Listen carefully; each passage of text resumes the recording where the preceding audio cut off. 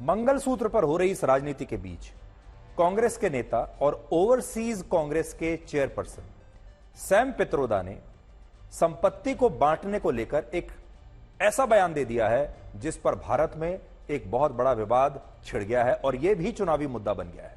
और इससे आज आप ये समझ सकते हैं कि कैसे कांग्रेस में ही छोटे छोटे टाइम बॉम्ब बैठे हुए हैं और जब ये टाइम बॉम्ब फटते हैं तो ये अपनी ही पार्टी का नुकसान करते हैं। और सैम पित्रोदा ने बैठे बैठे अमेरिका में बैठकर कैसे कांग्रेस को एक टाइम बॉम्ब की तरह एक इतना बड़ा झटका दे दिया, वो आप देखिए।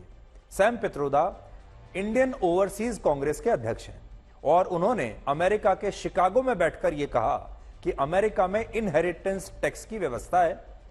इस टैक्स का मतलब है कि लोगों की संपत्ति का 45% हिस्सा ही उनकी मृत्यु के बाद उनके परिवार को मिलता है विरासत में और बाकी का 55% हिस्सा सरकार ले लेती है। ऐसा उन्होंने कहा है कि अमेरिका में यह टैक्स है कि जब किसी की मृत्यु होती है तो सरकार उससे उसके प्रॉपर्टी पर, उसकी संपत्ति पर बहुत बड़ा टैक्स लेती है, यानी लगभग आधी प्रॉपर्टी, आधी संपत्ति सरकार रख लेती है और उसके बच्चों को आगे सिर्फ आधी संपत्ति ही वो दे पाता है वसीयत में। लेकिन भारत में ऐसा नहीं होता और भारत में भी वो ये कहते हैं कि इस नए कानून पर, इस टैक्स पर चर्चा होनी चाहिए कि भारत में भी ऐसा कोई व्यवस्था हम करें। भारत में किसी व्यक्ति की मृत्यु के बाद उसकी 100% संपत्ति पर उसके परिवार का अधिकार होता है, आप सब जानते हैं। और इसीलिए भारत में भी ऐसी व्यवस्था पर चर्चा और बहस दोनों होनी चाहिए, ऐसा सैम पित्रोदा का कहना है। और उन्होंने यह भी कहा कि जब हम संपत्ति के पुनर्वितरण की बात करते हैं तो हम नई नीतियों और नए तरह के प्रोग्राम की बात करते हैं। और यही वजह है कि अब सैम पित्रोदा के इस बयान पर विवाद बहुत बढ़ गया है और उन्होंने बैठे बैठे कांग्रेस का बड़ा नुकसान कर दिया। लेकिन उन्होंने एक नया आइडिया दिया है जो कि भारत की राजनीति के लिए बैड आइडिया है, लेकिन आइडिया तो एक बार आप सुन लीजिए कि वो क्या कह रहे हैं। Let me tell you, in America, there is an inheritance tax.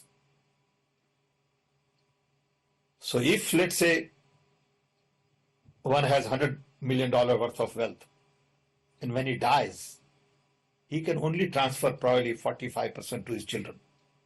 55% is grabbed by government. Now that's an interesting law. It says, you in your generation made wealth, you are leaving now, you must leave your wealth for public. Not all of it, half of it. Which to me sounds fair. In India you don't have that. If somebody is worth 10 billion and he dies, his children get 10 billion. Public get nothing. And law says, you get half of it, public gets half of it. So these are the kind of issues people will have to debate, discuss. तो Sam Pitroda अंग्रेजी में बात कर रहे थे, अंग्रेजी में ये आइडिया दे रहे थे जिसे वो वेरी गुड आइडिया समझते हैं, लेकिन है ये बैड आइडिया।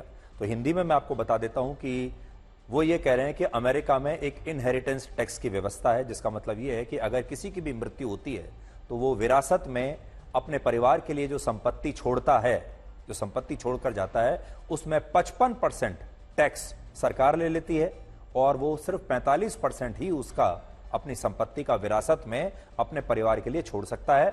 और अब भारत में भी ऐसे टैक्स पर विचार होना चाहिए और एक तरीके से वो ये कहने की कोशिश कर रहे हैं कि अब समय आ गया है कि भारत में भी इस तरह का टैक्स लोगों पर लगना चाहिए। अब सोचिए, जिस भारत में मुश्किल से 2% लोग भी इनकम टैक्स ही नहीं देते, उस देश में सैम पित्रोदा ने विरासत में मिली संपत्ति पर टैक्स लगाने का मुद्दा उठाकर शायद बहुत बड़ी गलती कर दी है और अब यह चुनाव में एक बहुत बड़ा मुद्दा बन जाएगा। तो जिस भारत में लोग इनकम टैक्स नहीं दे रहे, वहां वो कह रहे हैं कि विरासत में, मृत्यु के बाद विरासत में मिलने वाली संपत्ति पर टैक्स लगा दिया जाए। सैम पित्रोदा अमेरिका के जिस इनहेरिटेंस टैक्स की तारीफ कर रहे हैं, उस पर खुद अमेरिका में भी बहुत विवाद है और अमेरिका में भी सिर्फ 6 राज्य ऐसे हैं जहां लोगों से उन्हें विरासत में मिली संपत्ति पर टैक्स देना होता है। और इन 6 राज्यों में भी अब एक राज्य ऐसा है जिसमें वर्ष 2025 तक इस टैक्स को समाप्त करने का ऐलान कर दिया गया है, यानी अब 5 राज्य ही बचे, जिससे यह पता चलता है कि अमेरिका भी इस टैक्स के पक्ष में पूरी तरह से नहीं है। अमेरिका के अलावा दुनिया के 15 से ज्यादा देशों में इनहेरिटेंस टैक्स की व्यवस्था है और इनमें जापान, दक्षिण कोरिया, फ्रांस, स्पेन और जर्मनी है। और इस इनहेरिटेंस टैक्स का मूल उद्देश्य यही होता है कि लोगों को विरासत में मिली संपत्ति का कुछ हिस्सा सरकार के पास देना चाहिए और फिर सरकार इस पैसे को देश के विकास पर खर्च कर सकती है। उदाहरण के लिए अगर किसी व्यक्ति के पास 100 करोड़ रुपए की संपत्ति है तो इन देशों की सरकारें ऐसा मानती हैं कि इनमें से विरासत में मिली संपत्ति का कुछ हिस्सा सरकार को टैक्स के रूप में मिलना चाहिए और बाकी का हिस्सा परिवार को मिल सकता है।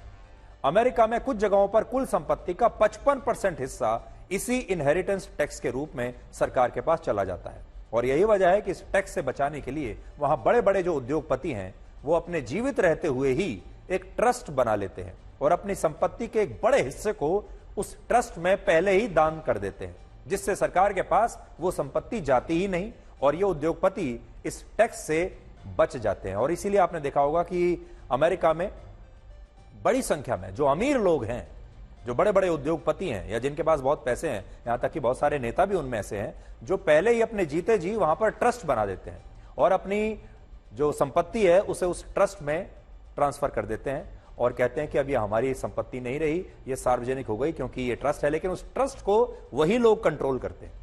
भारत में अभी विरासत में मिली संपत्ति के बंटवारे और टैक्स को लेकर ऐसी कोई व्यवस्था नहीं है और भारत में लोगों की पैतृक संपत्ति पर सरकार का कोई अधिकार नहीं होता, ना ही सरकार इस पर लोगों से कोई टैक्स ले सकती है। यह पूरी तरीके से परिवार को मिलता है। लेकिन सैम पित्रोदा के बयान ने अब इस पर कांग्रेस को मुश्किल में डाल दिया है और इस पर आज प्रधानमंत्री मोदी ने इसे एक फुल टॉस बॉल की तरह लिया और इस पर छक्का मार दिया और उन्होंने कहा कि कांग्रेस देश के लोगों की संपत्ति का एक्सरे करना चाहती है और उन्होंने कहा कि कांग्रेस की लूट जिंदगी के साथ भी और जिंदगी के बाद भी, यह नया स्लोगन भी आज उन्होंने लोगों के सामने रख दिया।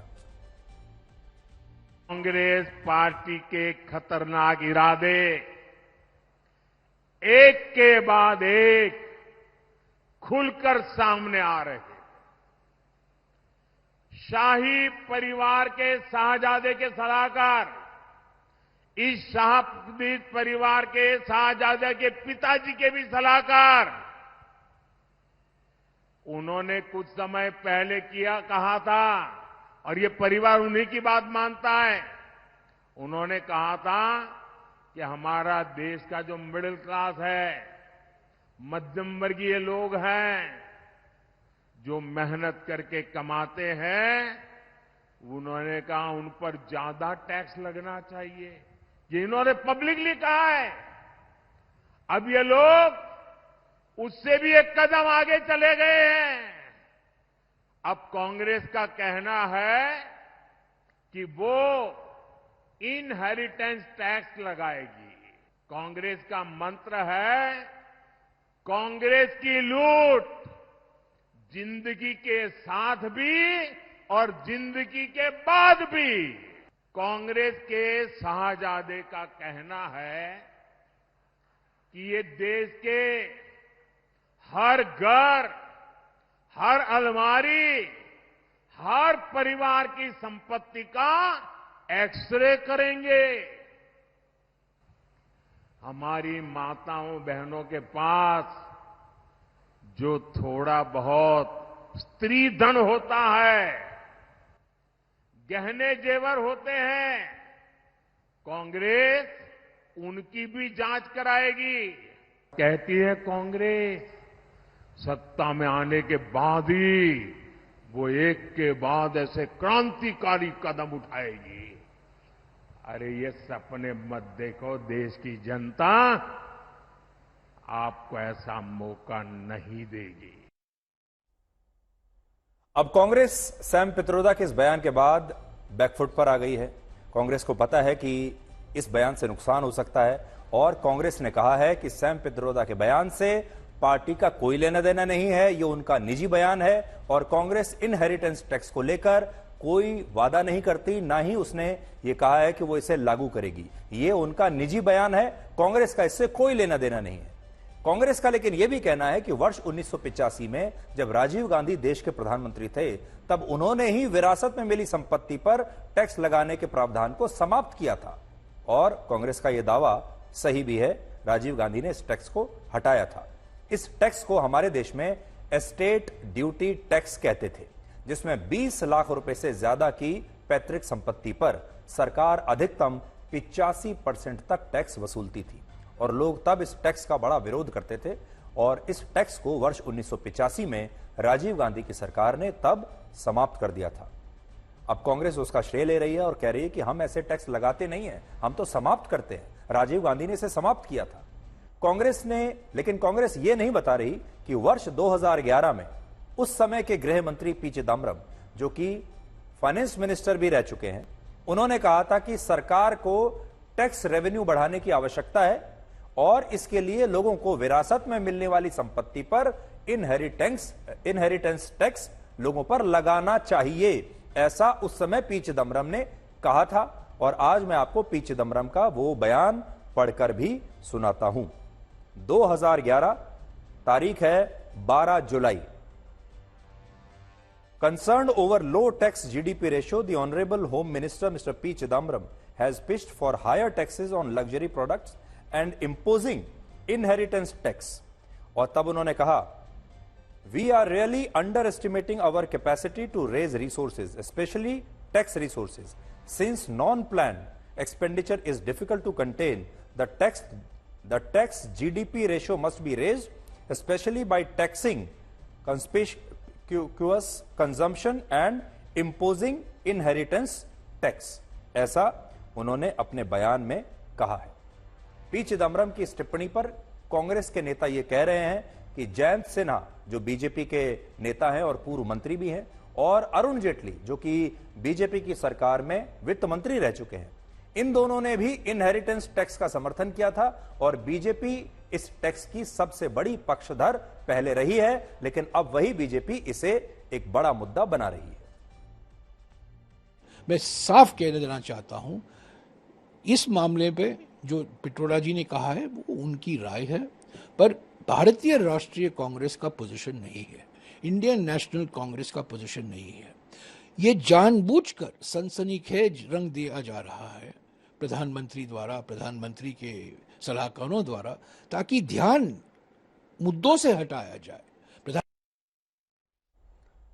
तो इसका मतलब यह है कि ये जो इनहेरिटेंस टैक्स है, इस पर इससे पहले भी चर्चा होती रही है हमारे देश में और बीजेपी के नेताओं ने भी इस पर चर्चा की है और कांग्रेस के नेताओं ने भी इस पर चर्चा की है। तो दोनों में फर्क क्या है?